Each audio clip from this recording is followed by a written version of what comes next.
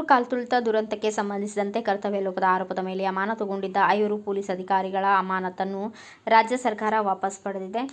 RCB ಗೆಲುವಿನ ಸಂಭ್ರಮಾಚರಣೆ ವೇಳೆ ಚಿನ್ನಸ್ವಾಮಿ ಸ್ಟೇಡಿಯಂ ಬಳಿ ಸಂಭವಿಸಿದ್ದ ಕಾಲ್ತುಳಿತ ದುರಂತಕ್ಕೆ 5 ಪೊಲೀಸ್ ಅಧಿಕಾರಿಗಳನ್ನು ಹೊಣೆಯಾಗಿಸಿದ್ದ ಸರ್ಕಾರ 5ರನ್ನು ಅಮಾನತುಗೊಳಿಸಿತ್ತು. ಈ ಬಗ್ಗೆ ತೀವ್ರ ಆಕ್ರೋಶ, ಟೀಕೆ ವ್ಯಕ್ತವಾಗಿತ್ತು.